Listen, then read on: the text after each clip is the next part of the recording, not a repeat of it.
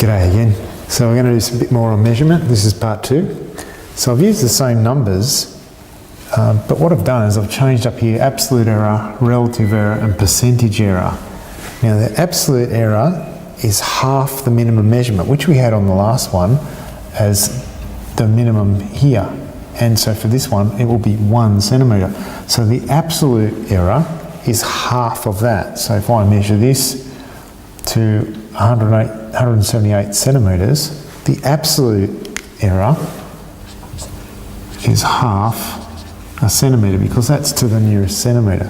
So this absolute error is half of this to the whatever the nearest thing is, usually written in the question. So this one will be absolute error, half a kilometre. This one to the nearest millimetre, absolute error will be half a millimetre.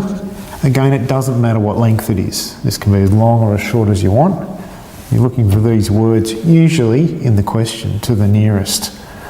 So to the nearest half centimetre. Now this one's rare, but it does occur in formal exams. They change this deliberately to make the student do a bit more thinking and say, okay, if it's to the nearest half centimetre, then the absolute error is half of that. So in this case, it would be a quarter of a centimetre. I mean, you can put 0.25, that's fine. This one, 31.4 centimetres, and we want it to the nearest millimetre. So we're looking for this point here, but it's to the nearest one of those.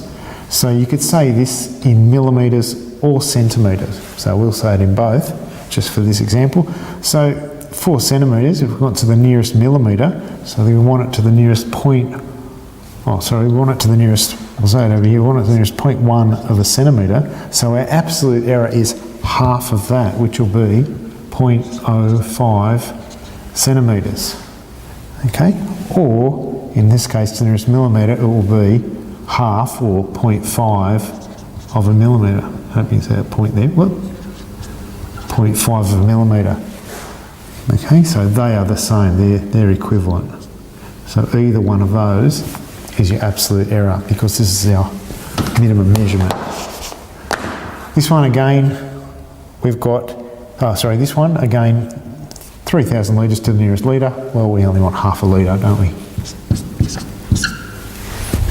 Now, the next thing you get asked is what's the relative error? Now, the relative error, you can't actually say it in terms of a length, the relative error of 3 centimetres or something else. What the relative error is actually a ratio, and that's what you're figuring out. It's not common to be asked this. This is very common to be asked this, very common to be asked this, not so common. So when you write the relative error, you just write the number. So the relative error for this will be a specific number. So let's figure it out. What the relative error is the absolute error divided by the measurement. And you might want to go ahead and race ahead and do it before I do it, and check your answers. So we're just going to go a half divided by 178. Punch that in our calculator, and I've done this before. And that answer is 0.0028. And there's no symbol or units to be added to it. You just say the relative error is that, and that's all you do. Same here, we're going to do the same thing. So the absolute error divided by the measurement. So in this case, a half divided by 35. And you might want to punch that in your calculator like 0.5 divided by 35 because, that and that are the same thing. It really depends on what you like punching in on your calculator. So you go 0.5 divided by 35 and we get 0.014. Same thing here, so half divided by 58, so we'll go on that, 0.5 divided by 58 equals, punch that into our calculator, and that's our relative error. That's going to give you 0.0086. Run out of a bit of space here. So I'll do the next one. So we're doing relative error, so we're doing absolute error divided by the measurement. And this is the actual measurement of something you've taken. You can't just make up a relative error on some random number. You've got to have some specific measurement given to you in the question. So they might say you've measured a ruler, or you've measured, a fish might be 31.5 centimetres long.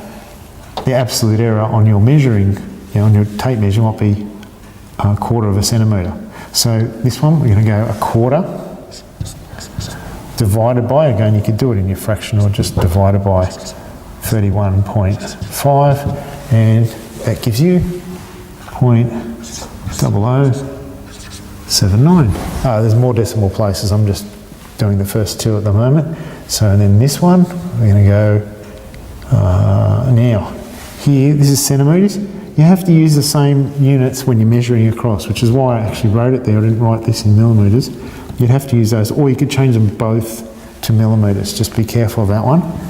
So 0.05 divided by that. So we're going to go 0.05 divided by 31.4. Punch that in your calculator, and I got 0.00159. I put 3 on there. 3,000, again, this is pretty easy. A half divided by 3,000, so a half divided by 3,000 equals. So punch that in your calculator and you get 0.0016. Now, why is that one so small? See, all of these are 000, 0000, and this one's 000. You should be able to figure that out. This comparison, you've got a half to 3,000, so there's a lot more, if it was a lot more length compared to this little error. Whereas if you look at these lengths, they're less than 100, and that one's only just above 100, whereas this one's 3,000. So if you look at it in terms of the size of the number, that's why this is so small. Next thing you do is a percentage error, and that's really common. So that's when you're getting, if we rewrite these, so you're going to go the absolute error over the measurement. I should have left that up, shouldn't I? And multiply by 100. So once you've got the relative error, pretty easy just to move the decimal place 2 spaces that way. So let's do that. So the percentage error is 0.28. Always write your percent sign. Move it 2 decimal places, and you get 1.4%. Move it 2 decimal places, and you get 0.86%. Move that one 2 decimal places, and we're going to get 0.79%. Move that one 2 decimal places, 0.159%. And move that one, it's still going to have a 0, so 0.016%. So in that case, you've got a very small percentage error.